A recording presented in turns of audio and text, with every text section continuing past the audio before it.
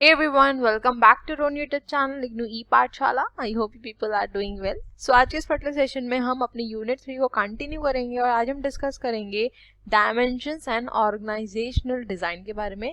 इससे पहले ऑलरेडी हम इसका ब्रीफ ले चुके हैं कि ऑर्गेनाइजेशनल स्ट्रक्चर क्या होता है, टाइप्स ऑफ ऑर्गेनाइजेशन स्ट्रक्चर क्या होते हैं। अगर आपने वीडियोस को नहीं देखा, उन वीडियोस को जरूर देख लीजिएगा। उसका लिंक मैं आपको यहाँ पे आई बटन में शेयर कर दूंगी। और अगर आप मेरे चैनल पे न्यू हैं तो मेरे चैनल को सब्सक्राइब करना मत भूलिएगा। बेल आइकन को भी जरूर प्रेस कर दीजिएगा ताकि मैं जब भी वीडियोस को अपलोड करूं उसका नोटिफिकेशन आपके पास जरूर जाए। चलिए बिना किसी देर के अपने सेशन को स्टार्ट करते हैं। लेकिन इससे पहले यहाँ पर आप लोग से एक चीज कहना चाहूंगी कि जो मैंने कल आपको वीडियो प्रोवाइड करी थी, हाईलाइट्स, वीसी सर ने जो भी आपकी एड्रेस किया था स्टूडेंट्स को, ठीक है। तो अगर आप में से किसी ने नहीं देखा उस वीडियो को जरूर देख लीजिएगा, क्योंकि काफ़ी स्टूडेंट्स के मेरे पास कंटिन्यूसली मैसेज आ रहे हैं कि मैम असाइनमेंट्स हमारे अपडेट नहीं हुए हैं, मार्क्स नहीं अपडेट हुए हैं। तो एक बार उस वीडियो को देख लीजिए, आप लोग को क्लियर हो जाएगा कि क्या एक्चुअली में हो रहा है, ठीक है ना। अभी सब जगह ही पैंडेमिक की सिचुएशन है, तो जो यूनिवर्सिटी में टीचर्स हैं, प्रोफेसर्स हैं, या फिर आपका जो क्लरिकल स्टाफ है वो भी अफेक्ट हुआ है, ठीक है। तो थोड़ा सा टाइम दीजिए और थोड़ा सा पेशेंस रखिए।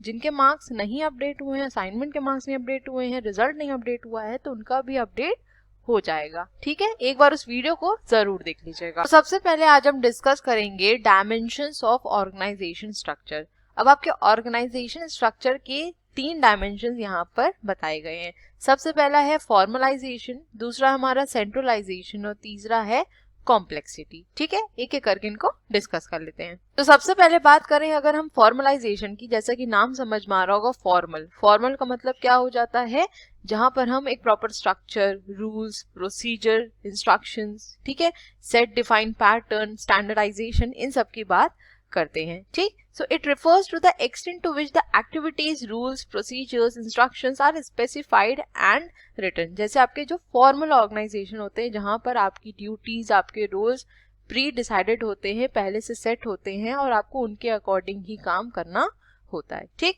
So this primarily means that the degree to which the activities of the organization are standardized. So high division of labor, that is specialization, high level of delegation of authority, high degree of departmentation and wide span of control lead to high degree of formalisation. Simply formalisation का क्या मतलब होता है, जहां पर एक proper structure है, जहां पर रूल्स डिफाइंड है, प्रोसीजर डिफाइंड है, आपको पता है कि आपके पास कितनी राइट है, आपकी रिस्पॉन्सिबिलिटी क्या है, अथॉरिटी क्या है, डिपार्टमेंटेशन में सब कुछ डिवाइड कर रखा है।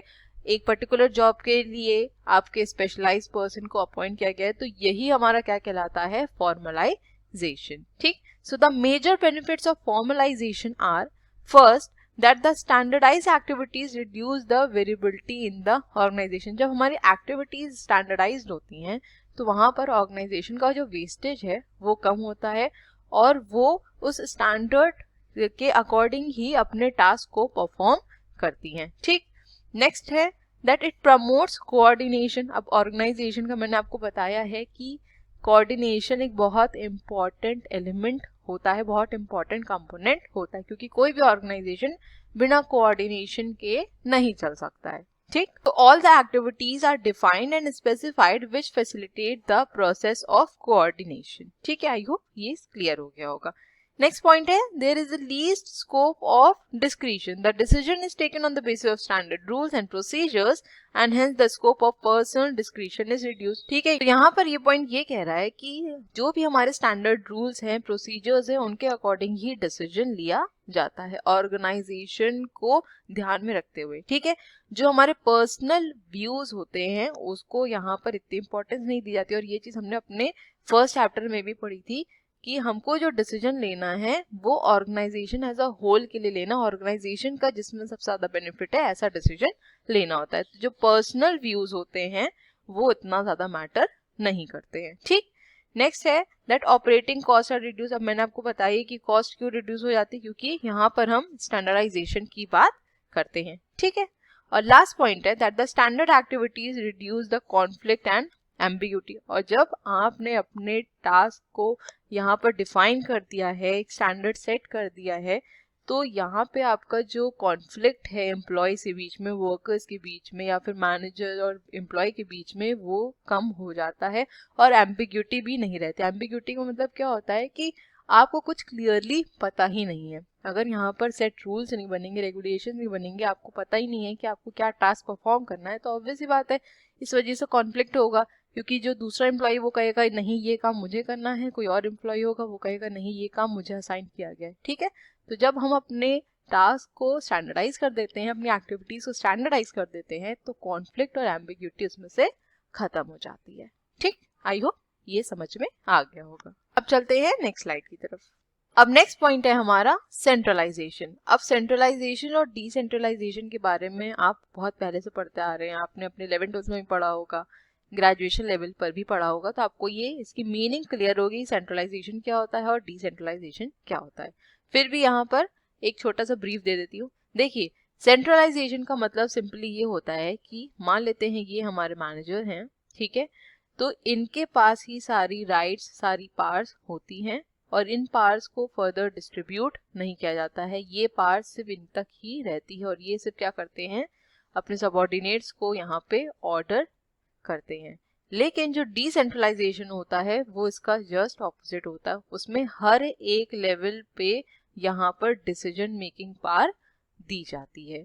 ठीक है, ये बेसिक डिफरेंस है आपका सेंट्रलाइजेशन और डिसेंट्रलाइजेशन में। ठीक, so there are some organisations where the top management makes all decisions and middle and lower level managers merely implement the decision taken by the top management। ठीक है, तो जो आपका टॉप मैनेजमेंट है वो क्या करता है, यहाँ पे सारे डिसीजन लेता है और उन डिसीजंस को कौन इम्प्लीमेंट करवाता है, आपके मिडिल लेवल मैनेजर्स एंड आपके लोअर लेवल मैनेजर्स। तो यही आपका सेंट्रलाइजेशन भी कहलाता है। ठीक, at the other extreme there are some organisations in which decisions are made at all levels of management.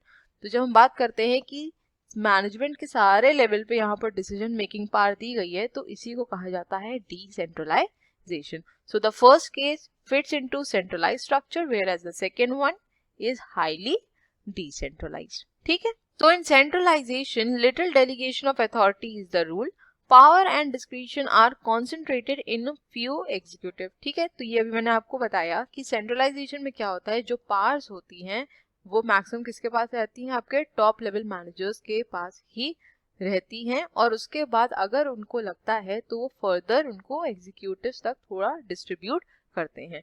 तो the control and decision making resides at the top level of management.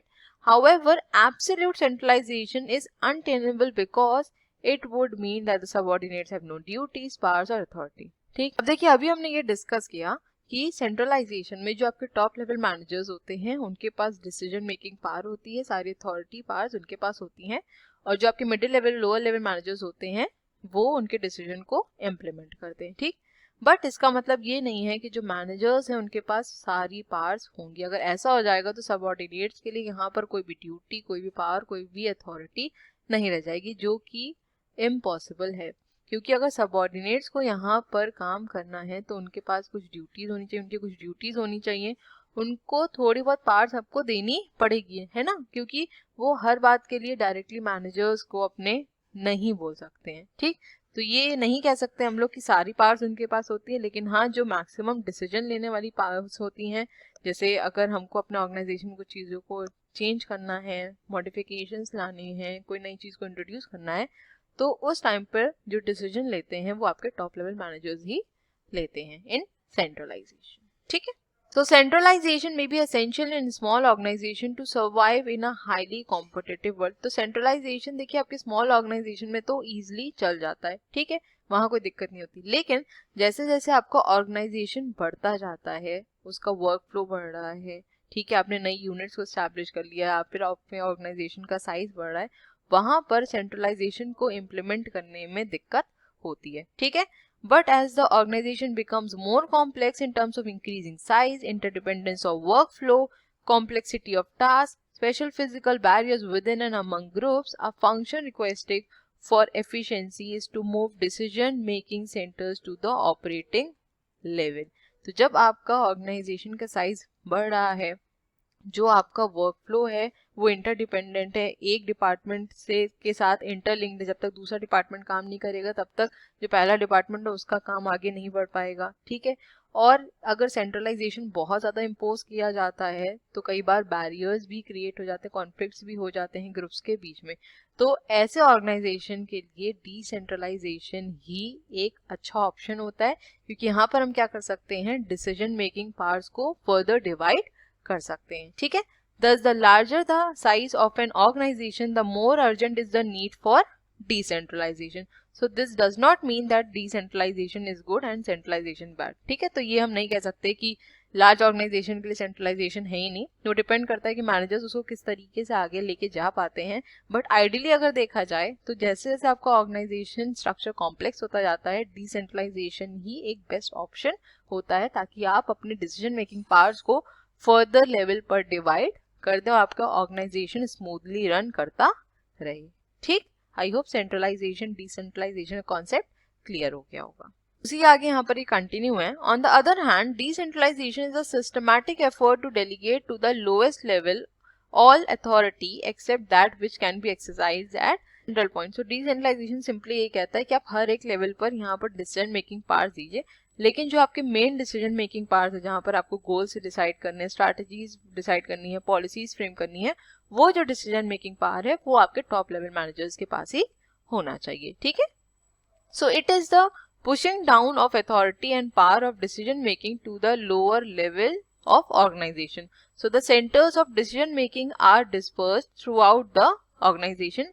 The essence of decentralization is the transference of authority from high level to lower level. Okay, so it is a fundamental principle of democratic management where each individual is respected to his inherent worth and constitution. I hope ये आपको समझ में आ गया होगा, मैंने already काफी explain कर दिया है, अब आप इसको लिंक भी कर पा रहे होंगे और आपके दिमाग में बैठ भी गया होगा कि सेंट्रलाइजेशन क्या होता है और डिसेंट्रलाइजेशन क्या होता है।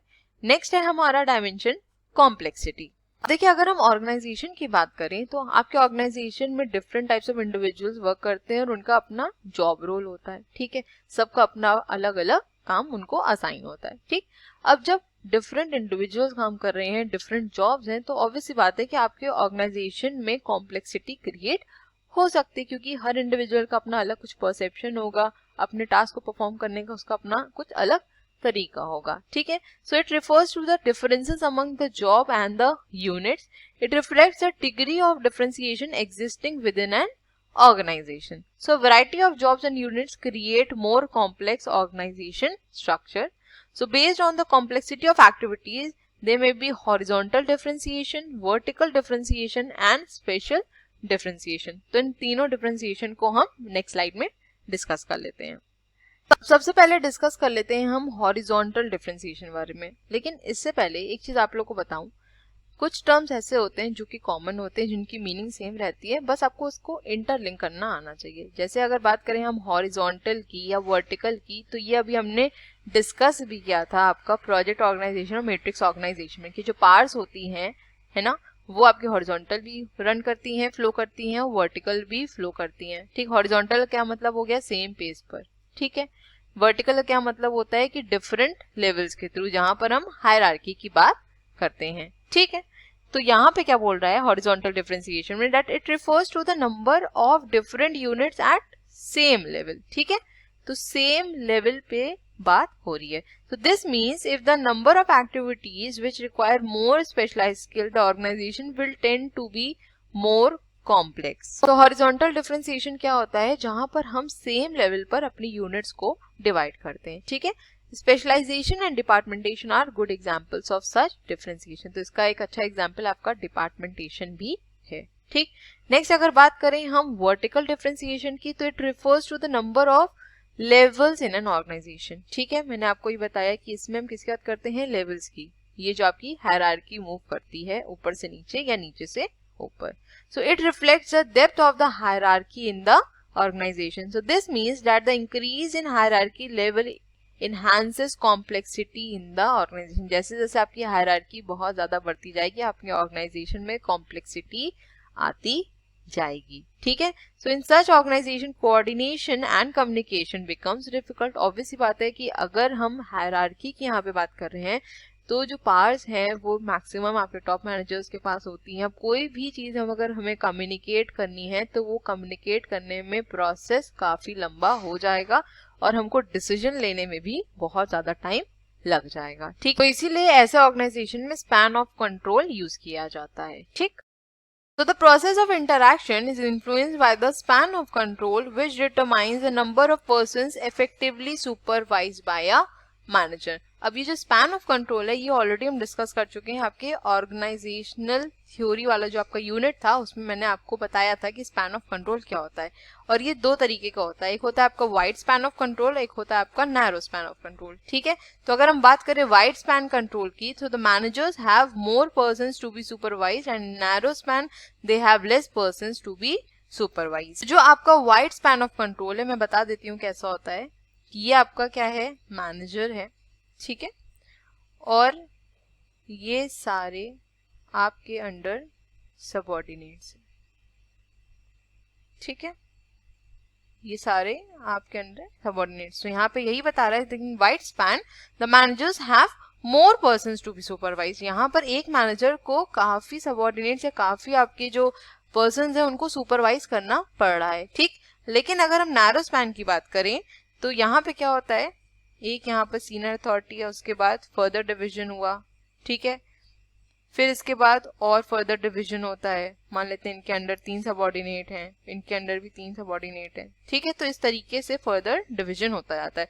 तो जो हमारा नैरो स्पैन होता है इसमें less persons to be supervise. अब इनको तो सिर्फ इन्हें और इन्हें सुपरवाइज करना है, अब ये जो मैनेजर्स हैं ये अपने 3 सबऑर्डिनेट्स को ही सुपरवाइज करेंगे, ठीक है। तो इस तरीके से स्पैन ऑफ कंट्रोल चलता है, ठीक। अब लास्ट इसमें आ जाता है स्पेशल डिफरेंशिएशन। अब ये क्या होता है, it refers to the degree to which location of the units and the personnels are disperse. जो आपकी यूनिट की लोकेशन है, जोग्राफिकल एरिया है, उसके बेसिस पे यहाँ पर डिफरेंशिएशन होता है। So as you must be aware that these days activities of the organization are located in different areas. The multiple location increases the complexity of the organization. Obviously बात है कि अगर आपका ऑर्गेनाइजेशन सिर्फ एक जगह पे है तो यहाँ पर आपको उसे मॉनिटर करने में, उसको ऑपरेट करने में इतनी दिक्कत नहीं होती है। बट अगर आपके जो ऑर्गेनाइजेशन है वो डिफरेंट एरियाज में है या फिर हम कह सकते हैं कि डिफरेंट कंट्रीज में भी हैं, तो वहाँ पे जो भी फैक्टर्स हैं जो अफेक्ट कर रहे हैं आपके ऑर्गेनाइजेशन को, आपको देखना पड़ता है, उनको भी मॉनिटर करना पड़ता है। तो इसके वजह से क्या होता है, आपकी ऑर्गेनाइजेशन की कॉम्प्लेक्सिटी बढ़ जाती है, ठीक। मान लेते हैं कि आपकी एक यूनिट इंडिया में और दूसरी यूनिट आपने इंडिया के बाहर कहीं पे सेटल कर रखी है, ठीक। अब यहाँ पे जो फैक्टर्स वर्क कर रहे हैं जिसके बेसिस पे आप अपने प्रोडक्ट को फॉर्म कर रहे हैं, एडवर्टीजमेंट दे रहे हैं, वही सेम फैक्टर्स को अगर आप फॉरेन कंट्री में इम्प्लीमेंट करेंगे तो ये ज़रूरी नहीं है कि आपकी जो प्रोडक्ट्स हैं वो वहाँ सेल हो पाए, क्योंकि वहाँ पर फैक्टर्स अलग है, वहाँ पे जो कल्चर है वो अलग है। तो आपको वहाँ की कंडीशंस के अकॉर्डिंग फ्रेमिंग करनी पड़ेगी, अपनी पॉलिसीज वहाँ के अकॉर्डिंग फ्रेम करनी पड़ेगी। तो इसीलिए ऑर्गेनाइजेशन में कॉम्प्लेक्सिटी बढ़ जाती है, ठीक। So the coordination and interaction also become difficult in such organisation. Obvious सी बात है कि कोऑर्डिनेशन डिफिकल्ट हो जाएगा। अब इंडिया का जो टाइम है, फॉरेन कंट्री का टाइम अलग है, तो यहाँ पे जो पर्सन उनको रोटेशनल शिफ्ट में काम करना पड़ेगा ताकि वो जो भी उनकी फॉरेन यूनिट्स है उनके साथ यहाँ पर कोऑर्डिनेट कर सके, ठीक है। तो काफी डिफिकल्ट हो जाता है। आई होप समझ में आ गया होगा।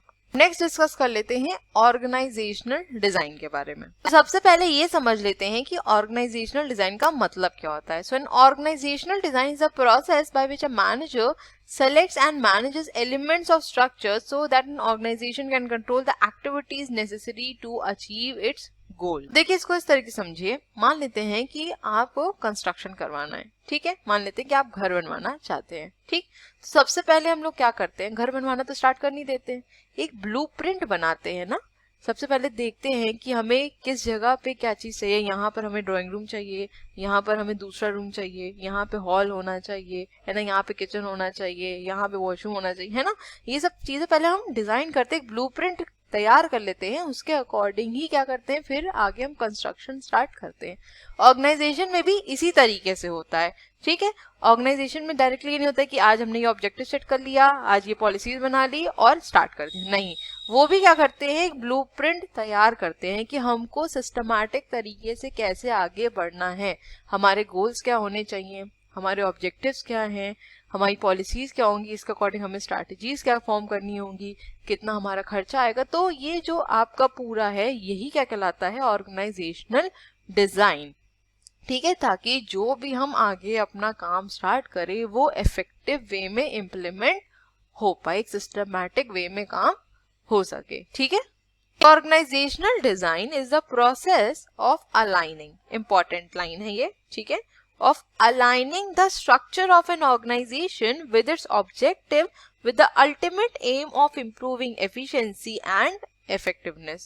तो अल्टीमेट एम क्या होता है, अपनी एफिशिएंसी, अपनी इफेक्टिवनेस को बढ़ाना। और आप इसको कब बढ़ा सकते हैं, जब आपने एक प्रॉपर स्ट्रक्चर फॉर्म किया हो, आपका जो प्रोसेस है वो प्रॉपरली अलाइंड हो। और ये कैसे पॉसिबल है, जब आप एक प्रॉपर ब्लूप्रिंट क्रिएट करते हैं ना। जैसे मान लेते हैं कि अगर आपको किसी भी एग्जाम की प्रिपरेशन करनी है तो सबसे पहले क्या करते हैं, हम उसके लिए स्ट्रैटेजी बनाते हैं, एक लिखते हैं कि हमें क्या क्या चीजें पढ़नी है, हम कितने टाइम के अंदर इसको कंप्लीट करना चाहते हैं। तो वो भी क्या होता है, एक ब्लूप्रिंट ही होता है, क्योंकि वो हमें डायरेक्शन देता है कि आगे किस तरीके से हमें काम करना है, किस तरीके से आगे बढ़ना है, ठीक है।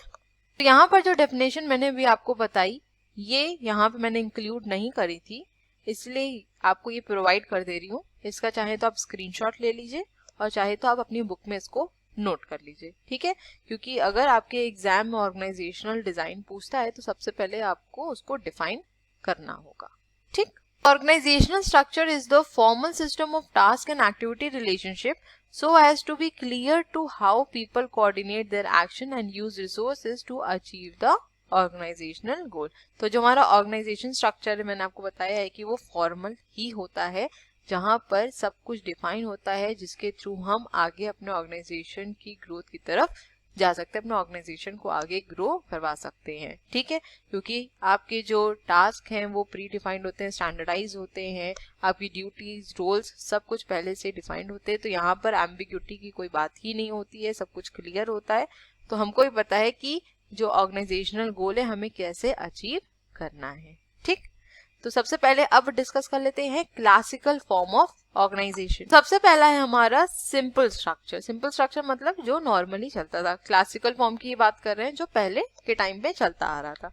सो simple structure has low departmentation, wide span of control, concentration of authority in single person and little or no formalization। तो जो आपको सिंपल स्ट्रक्चर क्या बता रहा है कि वाइड स्पैन ऑफ कंट्रोल हुआ करता था, एक मैनेजर ही काफी सबऑर्डिनेट्स को यहाँ पे सुपरवाइज करता था, जो अथॉरिटी थी वो सिंगल पर्सन के पास रहती थी और फॉर्मलाइजेशन ना के बराबर ही था, ठीक। So simple structure is normally flat type of organisation having 2 or 3 vertical levels, a loosely body of employees and one individual in whom the decision making authority is centralized. So usually practiced in small organization having owner, manager or family owned business। तो ये आपको कहाँ दिख जाएगा, जो family owned business होते हैं ये उसमें सबसे ज्यादा प्रैक्टिस किया जाता है, ठीक है। So the advantage of simple structure is it simplicity. Obvious बात है ये सिंपल है क्योंकि यहाँ पर आप देख रहे हैं 2 to 3 वर्टिकल लेवल्स है, मतलब वर्टिकल लेवल जितना नहीं है, हायरार्की बहुत ज्यादा नहीं है, तो इसका मतलब थोड़ा इजी हो जाता है क्योंकि आपकी जैसे से हायरार्की बढ़ती जाती है ऑर्गेनाइजेशन आपको और ज्यादा कॉम्प्लेक्स होता जाता है, ठीक है। So it is fast, flexible, inexpensive to maintain and accountability is absolutely clear. However it is very difficult to maintain specially when organisation grow larger, ठीक है। यहाँ पे जैसे जैसे आपका ऑर्गेनाइजेशन बढ़ेगा यहाँ पर डिफिकल्टी बढ़ जाएगी। क्यों? क्योंकि सेंट्रलाइजेशन यहाँ पे ज्यादा प्रैक्टिस हो रहा है, सिंगल पर्सन के हाथ में अथॉरिटी दे रखी है, और जैसे आपका सेंट्रलाइजेशन यहाँ पे प्रैक्टिस होगा और आपका ऑर्गेनाइजेशन का साइज बढ़ेगा तो जो पावर्स है वो तो एक ही पर्सन के पास है, तो वो इतना ज्यादा कंट्रोल नहीं कर पाएगा, मैनेज ही नहीं कर पाएगा, ठीक है, क्लियर। नेक्स्ट है हमारा ब्यूरोक्रेसी। ब्यूरोक्रेसी के बारे में ऑलरेडी हम पढ़ चुके हैं, ये मैक्स वेबर ने दी थी आप लोग को ये याद भी होगा, फिर भी एक बार डिस्कस कर लेते हैं. So the most common form of organisation is the classical bureaucratic structure. The structure is inflexible, impersonal and highly standardised. आपको याद होगा मैक्स वेबर ने कहा था कि जो इसका स्ट्रक्चर है वो इम्पर्सनल होता है और ये स्टैंडर्डाइज होता है. जैसे आप बैंक्स में जाते हैं, ठीक है, तो बैंक में आप गए, आपने अपने जो पैसे हैं उसको डिपॉजिट किया, आपको जब मन हुआ आपने उनको निकाल लिया, ठीक है. तो एक तरीके से कह सकते हैं जो रूटीन वर्क सिस्टम होता है ये वहां पे सबसे ज्यादा प्रैक्टिस किया जाता है, ठीक है. So having highly routinized work system carried out through specialization, formally written rules and regulations, centralized authority, narrow span of control यहाँ पे होता है, wide नहीं होता. narrow कौन सा था, एक मैनेजर है, उनके अंडर में यहाँ पे पर्सन्स हैं, ठीक है, फिर इनके अंडर में यहाँ पर सबऑर्डिनेट है. तो इस तरीके का यहाँ पर प्रैक्टिस किया जाता है. And all the decisions have to follow the chain of command. ठीक, आई होप क्लियर होगा. और ब्यूरोक्रेसी अगर आपको पढ़ना है तो आप पिछली वीडियोस को देख लीजिए, वहां पर काफी डिटेल में डिस्कस किया हुआ है. ठीक, अब नेक्स्ट है हमारा मैट्रिक्स स्ट्रक्चर. मैट्रिक्स स्ट्रक्चर अभी रिसेंटली हमने अपने पिछले वीडियो में डिस्कस किया, जहां पर हमने प्रोजेक्ट ऑर्गेनाइजेशन, मैट्रिक्स ऑर्गेनाइजेशन के बारे में डिस्कस किया था.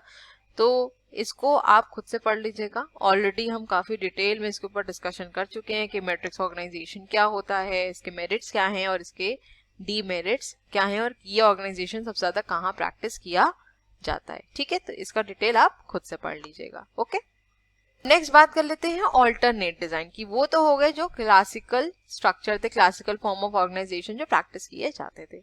ऑल्टरनेट डिजाइन क्या है हमारी. सबसे पहले है team structure. So the team structure uses the team as the central device to coordinate work activities. नाम समझ में ही आ रहा है, टीम को यहाँ पर सेंट्रल डिवाइस कंसिडर करते हुए एक्टिविटीज को कोऑर्डिनेट किया जाता है. So Robbins defines work team as a group whose individual effort result in performance greater than the sum of the individual input. देखिए, अगर हम बात करें टीम की या फिर कोई भी ग्रुप की, तो ग्रुप एज अ होल अगर कोई काम किया जाता है तो वो ज्यादा इफेक्टिव होता है. लेकिन जब तक इक्वल पार्टिसिपेशन नहीं होता है सारे मेंबर्स का, तब तक उसकी परफॉर्मेंस कभी भी एनहांस नहीं हो सकती. तो यहाँ पे यही बोल रहा है that work team as a group whose individual efforts result in a performance greater than the sum of the individual inputs. individual जितना ज्यादा एफर्ट डालेंगे उनकी परफॉर्मेंस उतनी ज्यादा एनहांस करती है, और उसी से ही हमारा टीम या फिर एक ग्रुप बनता है. ठीक है, ऐसे कोई ग्रुप है उसमें एक पर्सन काम कर रहा है और बाकी लोग कुछ भी नहीं कर रहे हैं, तो ग्रुप की जो इफेक्टिवनेस है वो इतनी ज्यादा नहीं होगी. ऑब्वियसली बात है, क्योंकि एक ही पर्सन तो यहाँ पर एफर्ट दिखा रहा है. तो एक पर्सन के एफर्ट दिखाने से ग्रुप एनहांस कितना ज्यादा होगा, ग्रुप की परफॉर्मेंस कितना ज्यादा एनहांस हो जाएगी, राइट. तो इंडिविजुअल एफर्ट मैटर करता है आपकी टीम या फिर आपके ग्रुप में. अगर मैं आपको बताऊं, स्कूल टाइम पे आप लोग ने खुद भी ये चीज करी होगी, जब प्रोजेक्ट्स बनाने होते तो जनरली जो टीचर्स थे वो ग्रुप बनाते थे स्टूडेंट्स के, 3 से 4 स्टूडेंट को रखते थे हर एक ग्रुप में. ठीक है, तो उसमें भी क्या होता था कि 1 से 2 लोग ही काम करते थे, बाकी 2 लोग 4 लोग कुछ नहीं करते थे. और अगर कोएड स्कूल है तो टीचर्स लड़के लड़कियों को मिला के भी ग्रुप्स बना देती थी. लड़कियां ही काम करती थी उसमें और लड़के अलग काम करते थे. वो क्या काम करते थे, रिफ्रेशमेंट आने का काम करते थे, क्योंकि प्रोजेक्ट से तो उनमें मतलब होता नहीं था, क्योंकि लड़कियों को ही करना होता था, तो उनको भी तो कुछ काम करना चाहिए, है ना. तो ये सब चीजें आपके स्कूल लेवल पर भी चलती रही होंगी. तो इंडिविजुअल एफर्ट मैटर करता है आपके टीम वर्क में. ठीक, the primary characteristics of team structure are that it break down the departmental barriers and decentralises decision making to the level of the work team. यहाँ पर सेंट्रलाइजेशन प्रैक्टिस नहीं किया जाता है. ठीक है, यहाँ पे जो आपकी डिसीजन मेकिंग पावर है उसको डिसेंट्रलाइज कर दिया जाता है. हर एक लेवल पे यहाँ पर डिसीजन मेकिंग पावर दी जाती है, और इसीलिए ये ऑर्गेनाइजेशन बहुत ज्यादा इफेक्टिव भी होता है, क्योंकि यहाँ पे आपको डिसीजन लेने में बहुत ज्यादा देर नहीं लगती. और जब आप डिसीजन क्विकली ले सकते हैं तो आप जब अपना टास्क है उसको भी जल्दी परफॉर्म कर लेंगे, उसको एक डेडलाइन अंदर कंप्लीट भी कर लेंगे, और आगे आपका ऑर्गेनाइजेशन इस तरीके से ग्रो भी करेगा. So one of the prerequisite of the team structure is that the employees have to be both a generalist as well as specialist. So in India, some of the well-known multinationals like Xerox, Motorola and IT giants HP uses cross-functional teams. तो ये सब organizations आपके practice करते हैं. ठीक, next है हमारा virtual organisation. जैसा कि हम लोग इसके नाम से इंटरप्रेट कर सकते हैं, वर्चुअल ऑर्गेनाइजेशन मतलब कि जिसकी फिजिकल प्रेजेंस नहीं है, राइट। तो ऐसे ऑर्गेनाइजेशन को हम कह सकते हैं ऑर्गेनाइजेशन विदाउट वॉल। ठीक है, ऐसे ऑर्गेनाइजेशन को हम ऑर्गेनाइजेशन विदाउट वॉल्स कहते हैं। क्यों? क्योंकि इनकी वर्चुअल प्रेजेंस है, फिजिकल प्रेजेंस नहीं है। ठीक, in the age of specialisation no organisation can survive without outsourcing. अब इस टाइम पे आपको पता है आउटसोर्सिंग काफी ऑर्गेनाइजेशंस प्रैक्टिस करते हैं। ठीक है, so the core activity remains with the main organisation whereas the parts are performed by others. तो जो कोर एक्टिविटीज है वो मेन ऑर्गेनाइजेशन कर रहा है। इसका मतलब ये है कि यहाँ पर सेंट्रलाइजेशन बहुत ज्यादा प्रैक्टिस किया जाता है। ठीक, तो in structural terms a virtual organisation is highly centralised with little or no departmentation. So when large organizations use virtual structure, they frequently use it to outsource manufacturing activities. This is the reason why do some of the large organizations do business of crores of rupees without having manufacturing unit. बिना manufacturing unit के वो करोड़ कमा लेते थे। उसकी वजह क्या थी? क्योंकि वो आउटसोर्स करते थे। आउटसोर्स उनको इकोनॉमिकल पड़ता था, चीप पड़ता था। ठीक है, तो जो आपके वर्चुअल ऑर्गेनाइजेशंस होते हैं वो बहुत डायनामिक होते हैं, उनका जो स्ट्रक्चर होता है वो फ्लैट होता है। जैसे अगर एग्जांपल दूं आपको, Amazon.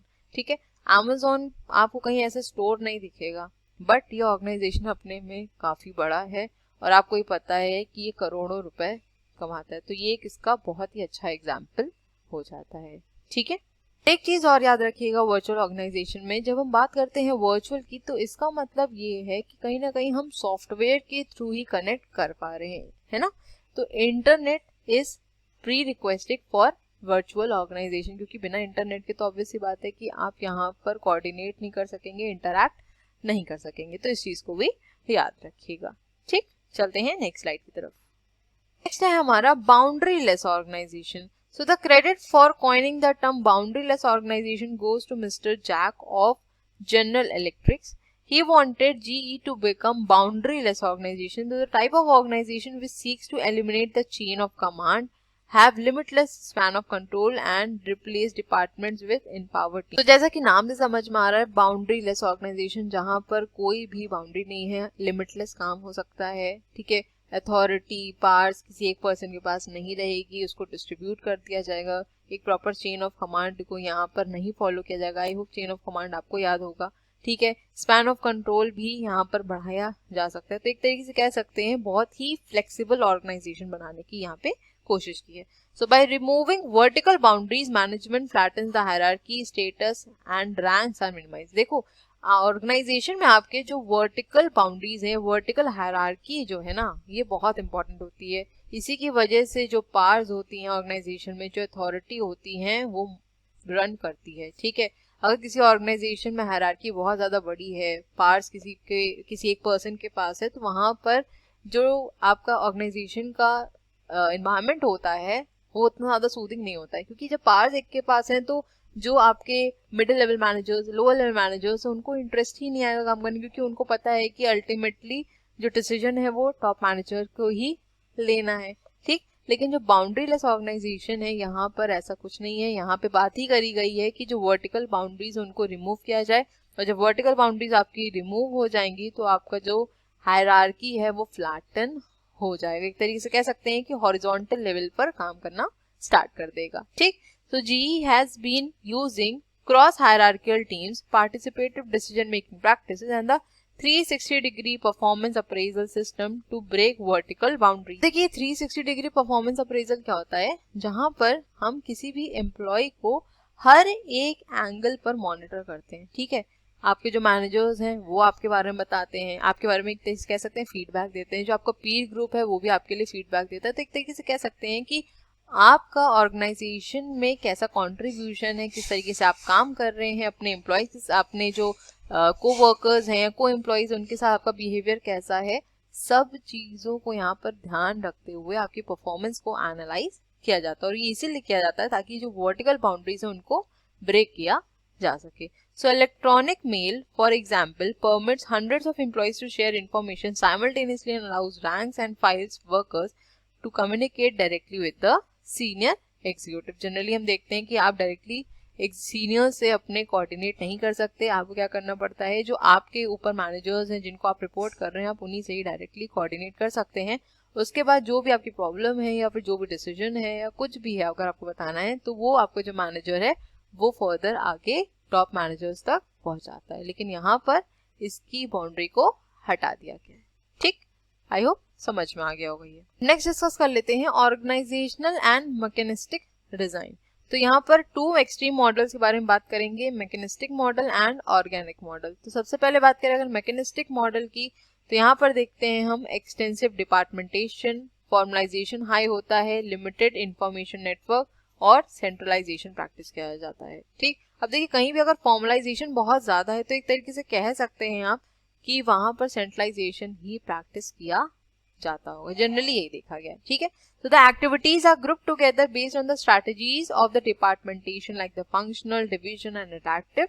There are standardized policies, procedures, rules and decision making। इस तरीके से कह सकते हैं, अभी हमने जो बात करी थी पीछे फॉर्मलाइजेशन की, जहां पर स्ट्रक्चर की बात होती है, रूल्स की बात होती है, procedures, instructions, predefined objectives, standardisation, यही आपका मॉडल यहाँ पे बताता है। ठीक, so the flow of information is very limited, so the decision making style is highly centralized। अब जब आपकी information flow limited, इसका मतलब ये है कि पावर्स किसी एक के पास है तभी यहाँ पे इंफॉर्मेशन को फ्लो होने में टाइम लगेगा और वो लिमिटेड भी होगी।